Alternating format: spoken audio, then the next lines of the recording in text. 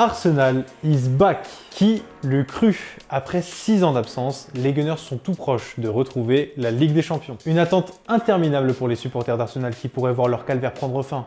Dès ce soir, les hommes de Mikel Arteta se déplacent à Tottenham pour jouer un match en retard de Première Ligue. Le derby du nord de Londres aura rarement été aussi riche en suspense puisque les deux clubs jouent leur place en C1. En cas de victoire, Arsenal sera directement qualifié en Ligue des Champions.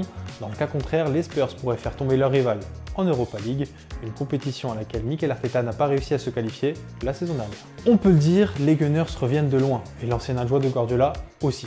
Arsenal avait connu des débuts compliqués lors de l'exercice précédent en championnat, les Gunners avaient même carrément flirté avec la zone rouge, juste avant la trêve hivernale. Évidemment, la place du coach espagnol avait été menacée, et avant le mois de septembre dernier, son départ semblait inéluctable, jusqu'à une victoire face à Tottenham, 3-1.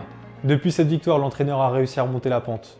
Pas qu'un peu, le technicien espagnol a vu son contrat prolongé par les dirigeants d'Arsenal jusqu'en juin 2025. Ces 2 8e places consécutives semblent désormais loin derrière lui. Arteta a réussi à sauver la situation sportive d'Arsenal avec une identité de jeu patiente, mais aussi beaucoup de sang neuf. Certains noms ne t'auront sûrement pas échappé, Gabriel Martinelli, Eddie Nketiah qui arrive en fin de contrat avec les Gunners à la fin de la saison, et bien évidemment Emile Smith-Rowe. 35 matchs, 11 buts et 5 passes décisives, le gamin formé chez les Gunners a épaté les observateurs. Le sélectionneur anglais Gareth Southgate aussi, puisque Smith-Rowe avait été appelé en novembre dernier pour la première fois avec les Three Lions. Une juste récompense pour l'un des joueurs clés de Mikel Arteta cette saison, il pourrait aussi fêter ça avec une 4e place, comme à la bonne époque d'Arsène Wenger.